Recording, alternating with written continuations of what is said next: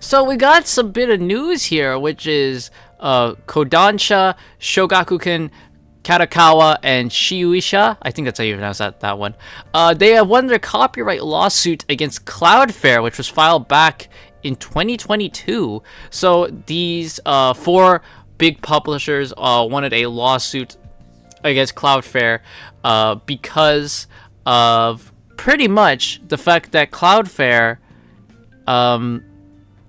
can use piracy sites. Piracy sites use Cloudflare, essentially. So the lawsuit filed in 2022 alleged that Cloudflare distributes data from manga piracy sites that infringe on the publisher's copyrights, and it sought both an injunction and about 460 million yen, which is $4 million, at that time, in damages. That's what they wanted, right? Now, Cloudflare, for those who don't know, Cloudflare operates a bunch of different websites. A bunch of different websites use Cloudflare. In fact, a big outage that happened a couple days ago was because Cloudflare went down. That's why stuff like Twitter, ChatGPT, all sorts of sites were just down because Cloudflare went down. And that's a bit scary that, one little service here goes down and, the whole fucking internet just went with it. That is scary, right? But the big thing for us is they're going after Cloudflare, right? And the big reason we're here is because of this copyright lawsuit against Cloudflare, is because they're going after Cloudflare because manga sites use it. Now, and that's why they want Cloudflare to pay for it. Now, this to me is a bit... that's a bit like a slippery slope. It's like Cloudflare, they just kind of...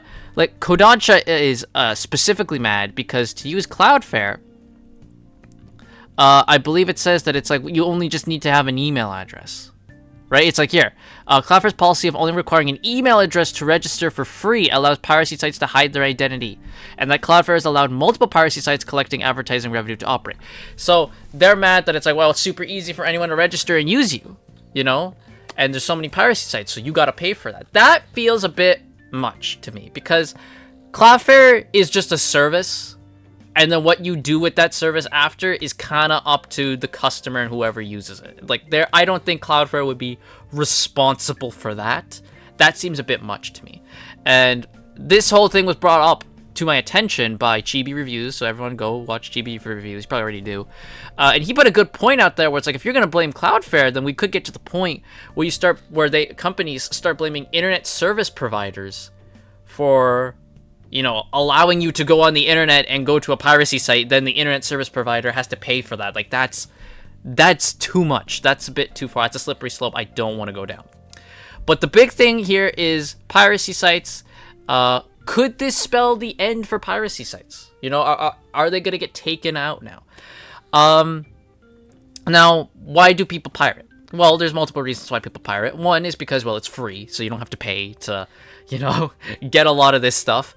A good point, too, is maybe the content you're pirating, it isn't anywhere. It's not on a streaming service. It's hard to find a physical copy, or the physical copy is just outrageously expensive, so you pirate it, 3 could also be maybe it was never localized. Maybe this anime or manga that this person's watching or reading never made it West Side and they're reading a fan translation, or the fourth one, which I do see a lot of, is people want to watch something, or they want to read something, or they want to listen to something, but they just don't want to support the company that's putting it out, so they pirate it. Like how people would pirate fucking Willow or Ironheart because they don't want to go and pay Disney to watch those crap, which, I kind of understand that.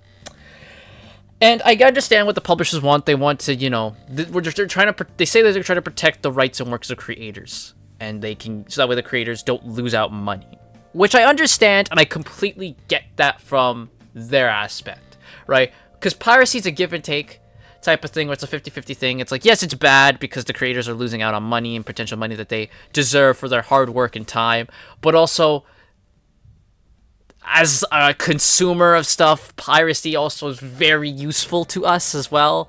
So it's a bit of that, right? Now, my thoughts on piracy is I could understand piracy if it's against something along the lines of this content is nowhere, right? Say it's an anime and no service holds it. High Dive, Ocean Vale, Crunchyroll, it's not on Netflix. it's on a Hulu, it's nowhere, then okay, I can understand you pirating it, right? Same thing for, it's like, maybe it's a manga that is not on any app, or finding a physical copy is like finding a unicorn. You're never gonna find one, and there's only English translations by fans. I understand that. At that point, it's like, yes, absolutely, I am 100% behind you. So now when it comes to piracy for something that's widely accessible, like say One Piece or My Hero Academia or something like that, at that point I'm kind of like, okay, just buy it. If it's something widely accessible that's like never gonna run out, like something big like that, then okay, I get that. That I agree. You can cut that. That doesn't exist. That should not be allowed. When it comes to then the piracy of like, maybe it's something where you don't want to support the company, I'm kind of 50-50 on that. I'm 50-50 on that, because, there are some really shitty companies out there like Disney, where I can completely understand you not wanting to support them. Oh no, the billion-dollar corporation is going to lose some money out because I wanted to watch Shogun without paying them. Oh no. I can understand that part, but also, if it's widely accessible, maybe you just bite the bullet and do it. Like, I do understand that, and it really comes down to your principles at that end of the day.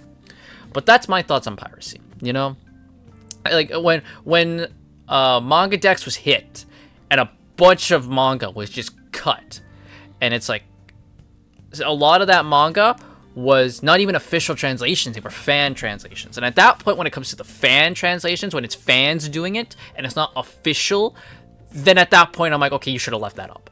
If it was like, they straight up took scans from like the actual manga pages that have been, brought into, the West, then okay, I can understand you cutting that. But if it was like a fan translation, I don't agree with that one at all.